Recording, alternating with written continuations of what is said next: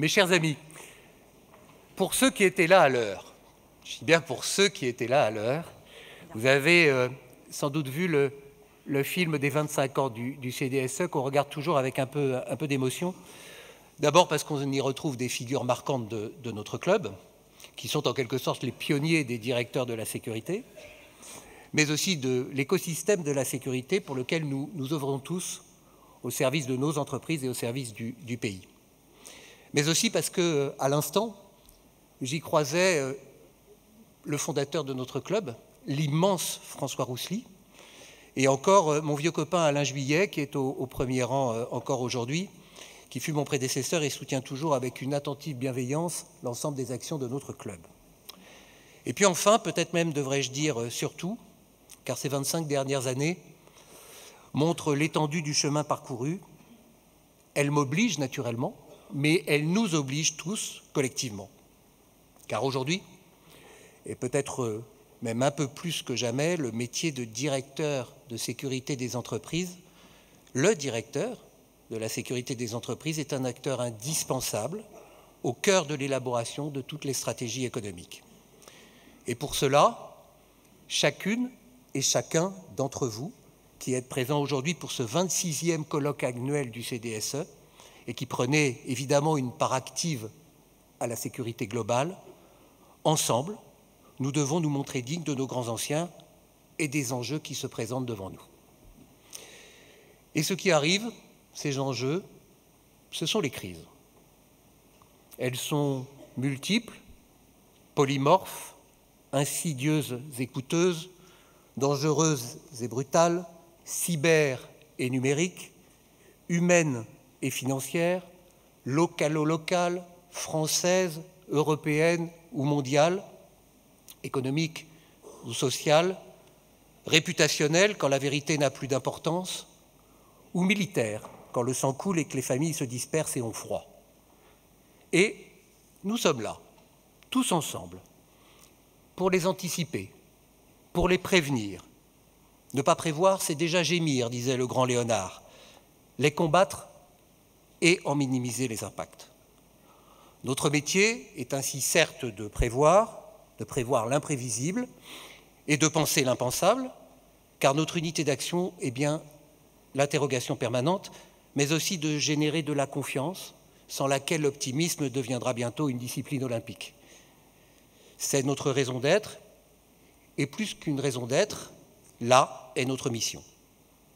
Cette mission, c'est celle des directeurs de sécurité des entreprises, bien sûr, mais aussi celle de toutes celles et de tous ceux qui œuvrent, comme vous, à leur côté, au sein du continuum de sécurité qui regroupe tout à la fois les armées, la police et la gendarmerie nationale, mais aussi les polices municipales et bien sûr les entreprises.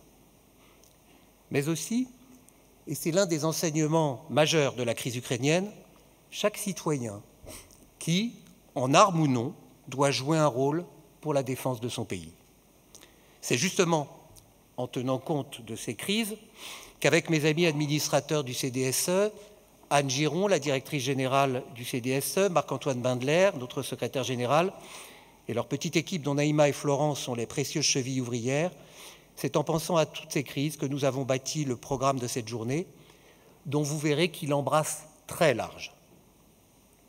Il embrasse très large de mon ami Guillaume Pépi, que j'accueillerai dans un instant, en passant par le général Burkhardt, chef d'état-major de nos armées, Guillaume Poupard, le patron de l'ANSSI, qui ne s'exprimera plus ensuite sur sa maison pour ne parler que de la Poste, qu'il aura depuis rejoint, mais aussi le préfet de police Laurent Nunez, le patron du nucléaire, et plein d'autres qui, ici ou à distance, nous parlerons aux côtés d'une poignée de directeurs de la sécurité membres du CDSE. Vous allez donc, je le sais, vous régaler.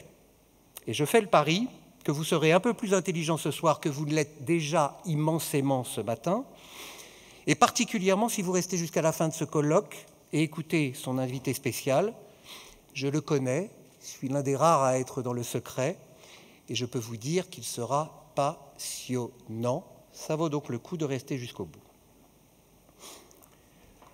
Par ailleurs, et si nous abordons avec un certain enthousiasme l'année 2023, dont on mesure tous qu'elle sera probablement difficile, je ne sais pas vous, mais moi, il m'arrive depuis le début de l'année, peut-être parce que je suis inquiet de l'évolution du monde et de certains tâtonnements pour la maîtriser, mais je suis de plus en plus impatient et parfois assez ronchon. Ronchon, car certains nous prédisaient une crise en V, avec une reprise aussi forte que la chute initiale. D'autres nous prédisaient une crise en U, avec un redressement qui interviendrait après la période de récession, alors que finalement nous vivons plutôt une crise en L, dont on ne voit pas clairement le redressement, mais dont on mesure en revanche le cauchemar de la dépression qui pourrait jeter des déclassés sur les routes et nourrir les rancœurs des autres.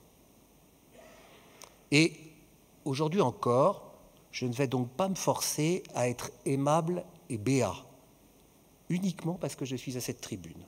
Alors en vrac, je vais vous dire ce qui ne me va pas ou qui me rend impatient, car les entreprises ne se payent pas de mots, mais aussi confiant, car je connais certains très grands serviteurs de l'État et leur absolu respect de la parole donnée. Commençons par les promesses du ministre de l'Intérieur faites ici l'an dernier de créer une direction du continuum au sein du ministère et d'officialiser la création d'un cercle de confiance au sein duquel la quatrième force de son ministère, celle que représentent les directeurs de sécurité des entreprises et leurs partenaires, aurait toute leur place. J'attends et je m'impatiente, car j'ai la conviction que pour faire évoluer tout le système, il faut effectivement mettre une bonne dose de coopération entre les systèmes. C'est là le continuum pour de vrai, c'est là l'impérieux cercle de confiance. J'attends aussi que derrière l'augmentation du coût horaire des agents de sécurité privés, il était temps, on décide bientôt de leur donner un signe distinctif qui évite la confusion des genres entre eux et les forces régaliennes et les salariés des entreprises donneurs d'ordre. J'attends aussi la réforme de la formation des agents de sécurité pour la qualité, plutôt que la qualité ne passe pas derrière la quantité, notamment dans la perspective des Jeux Olympiques dont je commence à croire qu'il faudra bientôt imaginer un plan B, car la sécurité privée et le CNAPS ne pourront pas tout. J'attends également l'instauration de la garantie financière pour les entreprises de sécurité privée. Le ministre s'y est enfin déclaré favorable et je suis donc impatient de voir son inscription dans une loi à venir.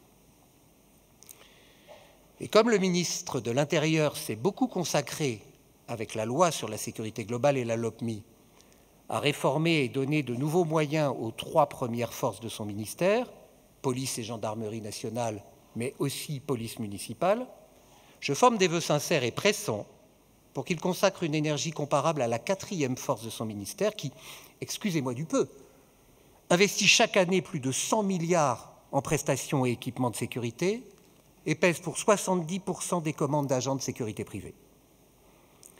Alors, dans ce domaine comme dans d'autres, comme il n'y a pas d'amour sans preuve d'amour, j'attends de l'amour du ministre de l'Intérieur. Je souhaite une plus grande proximité entre les entreprises et le ministre de l'Intérieur, une très grande proximité.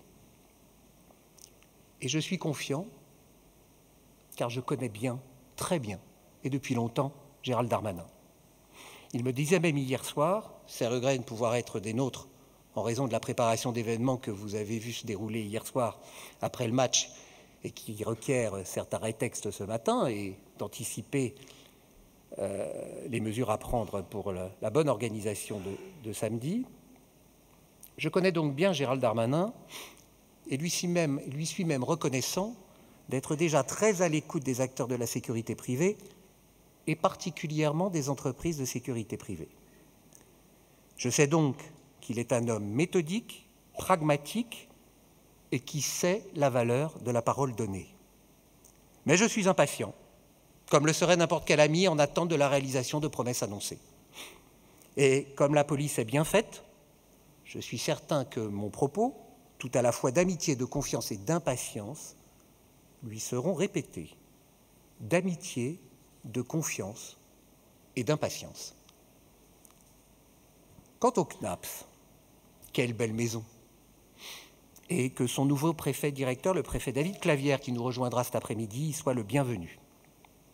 Il a trouvé une maison en ordre, mais dont les moyens devront être renforcés de façon pérenne pour répondre aux enjeux des JO, mais aussi aborder l'extension de leurs prérogatives, sans doute, peut-être, certainement, aux agents de sécurité incendie qui pourraient entrer au livre 6 du Code de la sécurité intérieure, mais également endosser enfin la mission de conseil dévolue au CNAPS dans ses statuts. Là encore, j'attends, mais là encore, je suis confiant. Dans l'écosystème de la sécurité privée ou de la sécurité économique, le ministère de l'Intérieur n'est pas le seul à la manœuvre. Celui de l'économie y tient également, en effet, une place importante. Et ce n'est pas en faisant des sauts de cabri et en citant le mot de souveraineté à toutes les phrases, comme il est désormais chic d'être tout à la fois inclusif, résilient, agile, congruent et iconique, que l'on fera concrètement avancer le sujet. Pour l'heure, la souveraineté est parfois un couteau sans manche auquel il manque une lame. Car je vois que même nos grands héros nationaux ont fait des alliances stratégiques avec les GAFAM, faute de disposer des technologies nécessaires pour développer des solutions intégralement souveraines. Alors oui, souveraines, elles le sont peut-être quand même pour le moment.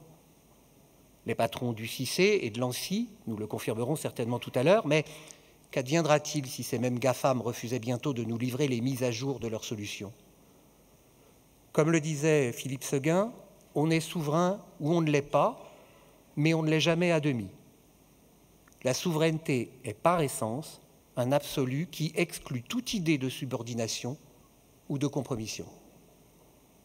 Et il avait raison, car définitivement la souveraineté, la vraie, est là pour protéger notre prospérité et ne se partage donc pas. Sur ce sujet aussi, il serait bon d'écouter les entreprises, car le client, comme le citoyen, finit toujours par s'imposer. Or, pour l'heure, ces mêmes clients, dont la plupart adhèrent au CDSE, ont majoritairement recours à des solutions 100% GAFAM. Alors, si fin 2023 c'est toujours le cas, nous aurons dépensé quelques milliards du plan de relance pour rien. Avouez qu'il y a de quoi être impatient et même parfois un peu ronchon. Heureusement, comme je le disais l'an dernier, la République reste chez elle en France grâce à des maîtres d'école comme Samuel Paty, à des policiers comme le brigadier-chef Jugelet, des gendarmes comme mon camarade Dolo, le colonel Arnaud Beltrame, des soldats, héros trop nombreux pour les citer tous, et des directeurs de la sécurité qui veillent, dans une moindre mesure naturellement et à leur place dans l'ombre, à la sécurité et à la sérénité collective. Je dis bien dans l'ombre car on ne porte jamais au crédit des directeurs de la sécurité et de leurs collaborateurs et de leurs partenaires que le pire a pu être évité. Mais la bonne nouvelle, c'est aussi que le CDSE et ses partenaires sont là pour rappeler aux uns leurs promesses et aux autres l'urgence du calendrier. C'est pourquoi le CDSE, avec les 100 milliards investis chaque année par ses adhérents dans la sécurité, ne sera jamais le parent pauvre du continuum de sécurité, pas plus qu'il n'envisage d'être le maillon faible de la chaîne de sécurité globale. Pour le reste, tout va bien. La truffe est fraîche et les urines sont claires.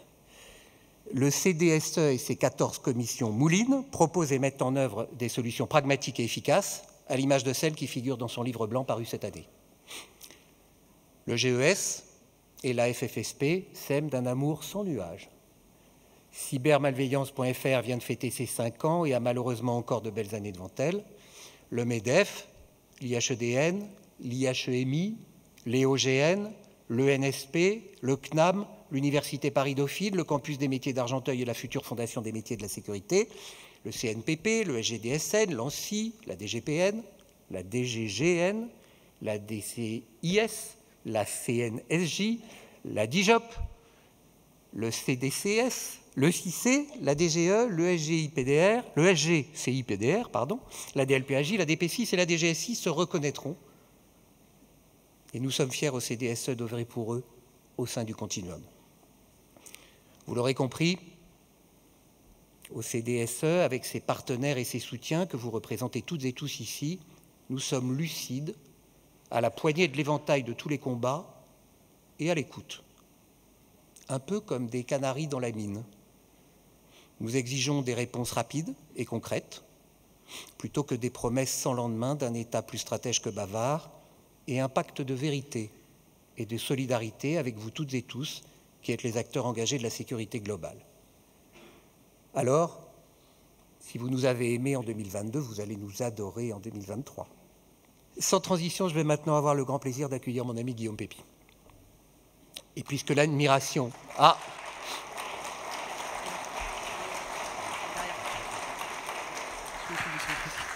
Et puisque l'admiration est une circonstance atténuante, je vais vous faire une confidence.